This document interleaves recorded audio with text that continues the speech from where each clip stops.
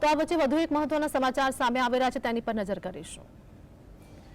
Than નગરપાલિકાની ચૂંટણીમાં મતદાતાઓમાં નિરસ્તા જોવા મળી રહી છે, જેમાં બપોરે 1 વાગ્યા સુધીમાં આશરે 25% જેટલું જ મતદાન થયું છે. તો બૂથ નંબર 5માં ઈવીએમ મશીન બગડતા 1 કલાક સુધી મતદાન અટક્યું હતું, જેમાં બૂથ નંબર 2માં 50થી વધુ અલગ અલગ પક્ષોની કાપલીઓ પણ મળી આવી હતી. તો પ્રાથમિક સુવિધાઓથી નારાજ જનતા મત આપવા બહાર નથી નીકળી રહી. અનેક કારણો પણ સામે આવી રહ્યા છે. થાન નગરપાલિકાની ચૂંટણીમાં મતદાતાઓમાં નિરસ્તા જોવા મળી રહી છે. તેમજ વાત કરીએ સ્થાનિક સ્વરાજ્યની ચૂંટણી અંગે, જેમાં બપોરે 1 વાગ્યા સુધીમાં આશરે 25% જેટલું જ મતદાન થાનમાં થયું છે. બૂથ નંબર 5માં ઈવીએમ મશીન બગડતા પણ 1 કલાક સુધી મતદાન અટક્યું હતું.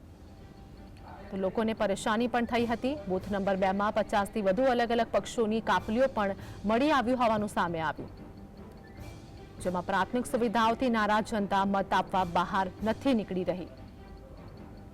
તો થાન અંગે વાત કરીએ કે થાન નગરપાલિકાની ચૂંટણીમાં મતદાતાઓમાં નિરસ્તા જોવા મળી રહી છે.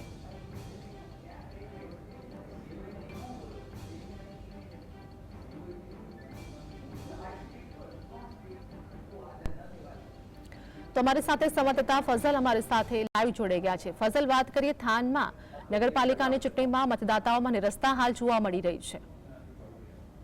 ખાસ કરીને આજે થાન નગરપાલિકાની ચૂંટણી યોજાઈ રહી છે, ત્યારે મતદાતાઓ બપોર સુધીમાં જાણે તેમનામાં નિરસ્તા હોય તેવું લાગી રહ્યું છે. અત્યારે બપોરે 1 વાગ્યા સુધીમાં માત્ર 23% જેટલું મતદાન થયું છે. ખાસ કરીને જે વહીવટી તંત્ર અને ચૂંટણી વિભાગ દ્વારા જે અલગ અલગ વિસ્તારોમાં 33 બૂથોમાં ઈવીએમ મશીનો મૂકવામાં આવ્યા છે, જેમાંથી 6 જગ્યાઓ ઉપર મશીનો ખોટકાવાની ઘટનાઓ પણ સામે આવી છે. ખાસ કરીને બૂથ નંબર 2માં અલગ અલગ પક્ષની 100 થી વધુ કાપલીઓ પણ જપ્ત કરી છે. જ્યાં મતદાન ચાલતું હતું ત્યાં સુધી આ પક્ષોની કાપલી પહોંચી ગઈ હોય તેવી પણ ફરિયાદો મળી રહી છે. કેટલાક રાજકીય નેતાઓ આપણી સાથે છે, તેમની સાથે વાત કરશું. ઈવીએમ બગડ્યા છે, મતદાન કલાક સુધી લેટ થયું છે, હાલ માત્ર 23% જેટલું મતદાન છે, શું કહેશો? થાનગઢ નગરપાલિકાની સામાન્ય ચૂંટણીમાં ખરેખર મતદારો જ્યારે પરિવર્તન તરફ મતદાન કરવા માટે આગળ વધી રહ્યા છે, ત્યારે થાનગઢની અંદર અમુક સ્થાનિક નેતાઓ દ્વારા વારંવાર મતદારોને ડિસ્ટર્બ કરવાના પ્રયત્ન કરવામાં આવે છે, જે ખરેખર ચૂંટણી અધિકારીઓની જે બૂથ પર બેઠેલા અધિકારીઓ જે પોતે અને જે જવાબદારી છે, જવાબદારી નિભાવવાના બદલે માત્ર ને માત્ર ક્યાંક ને ક્યાંક ભાજપના ઇશારે કામ કરતા હોય, આવું અમને સ્પષ્ટ સવારે નજરે પડ્યું છે. લગભગ 33 ઈવીએમ ને 33 બૂથમાં આજે ચૂંટણી ચાલુ છે, એમાં 5 થી વધારે જગ્યાઓ પરથી ઈવીએમમાં ખામી હોવાના પ્રશ્નો પણ સામે આવ્યા છે. અમુક જગ્યા પર એક બટન ઝાડુનું બટન હોય અથવા તો કોઈ બીજી પાર્ટીનું બટન છે, એ બટન નથી દબાતું, આવી પણ ફરિયાદો મળી છે. આ તમામની વચ્ચે અમુક પાર્ટીના મોટા નેતા, દાખલા તરીકે ભાજપના નેતાઓ, કોઈ પણ આઈડી કાર્ડ ધરાવતા નથી, તેમ છતાંય બૂથની અંદર ચક્કરો લગાવે છે. ત્યાં જે સ્થાનિક મતદારો છે એને ધમકાવવાના ક્યાંક ને ક્યાંક પ્રયત્ન કરે છે.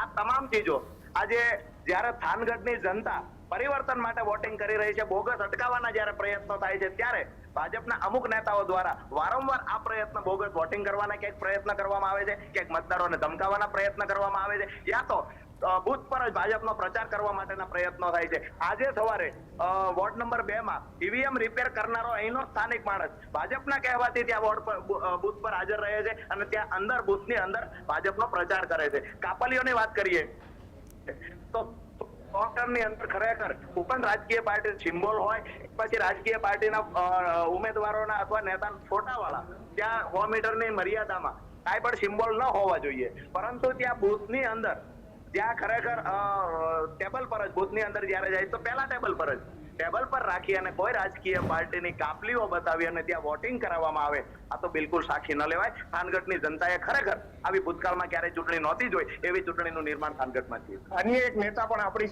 સાથે છે, તેમની સાથે વાત કરશું. સતત ઈવીએમ બગડી રહ્યા છે, ખામીઓ સર્જાઈ રહી છે, કલાક મતદાન લેટ થઈ રહ્યું છે, શું કહેશો એક આગેવાન તરીકે? 33 બૂથમાંથી અત્યારે 5-6 બૂથ ઉપર તો ઈવીએમ ખરાબ થવાના સમાચારો મળી ગયા છે, અને ત્યાં બૂથ ઉપર પણ રૂબરૂ જઈ આવ્યા છીએ અને 15-20 મિનિટ સુધી આ ઈવીએમને બંધ બદલાવવાની જે પ્રક્રિયા કરવામાં આવે એ કરવામાં આવી છે.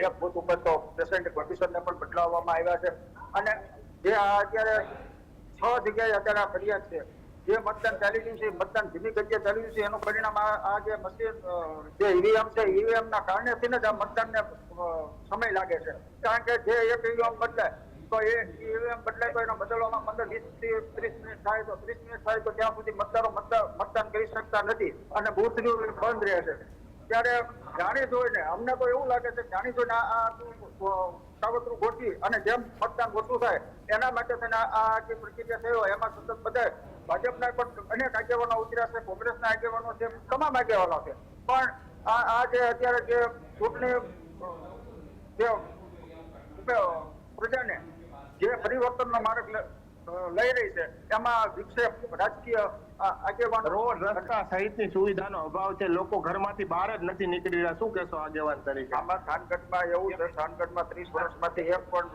કોઈ પણ વિકાસ થયો નથી અને એ વિકાસ નથી થયો એના બદલે પ્રજામાં નિરસ્તા છે.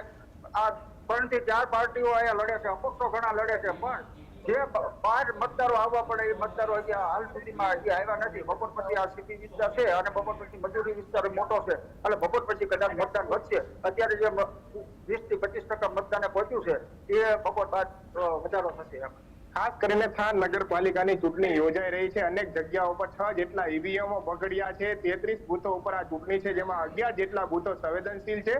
જોકે ડીઆઈજી, કલેક્ટર સહિતનો સ્ટાફ ખડે પગે તૈનાત છે. ચૂંટણી નિરપક્ષ અને નિડર રીતે થાય તેવા પ્રયાસો હાથ ધરવામાં આવી રહ્યા છે. તે છતાં પણ કાંઈ ના કાંઈ પ્રકારે આક્ષેપો થતા હોય તે પ્રકારની ઘટના પણ થાન નગરપાલિકાની ચૂંટણીમાં સામે આવી રહી છે. મતદાતાઓમાં નિરસ્તા એટલે જોવા મળી રહી છે કે રોડ, રસ્તા, ભૂગર્ભ ગટર અને ખાસ કરીને થાન સિરામિક ઉદ્યોગની નગરી ગણવામાં આવે છે, ત્યારે તેમના ટ્રાન્સપોર્ટેશનની સુવિધા નથી મળતી, મીઠું પાણી પણ નથી મળતું અને આ વિસ્તારના લોકોને 15 દિવસે પીવાનું ઘર સુધી પાણી પહોંચાડવામાં આવી રહ્યું છે. આ તમામ પ્રકારના મુદ્દાઓને લઈ જનતામાં મતદાનના સમયે નિરસ્તા જોવા મળી રહી છે. હાલ માત્ર 23 થી 25% જેટલું મતદાન થયું છે. બપોર પછી વધુ મતદાન થશે તેવી આશા આગેવાનો દ્વારા છે તે હાલ વ્યક્ત કરવામાં આવી રહી છે. જી આભાર ફસલ, અમારી સાથે જોડાવ.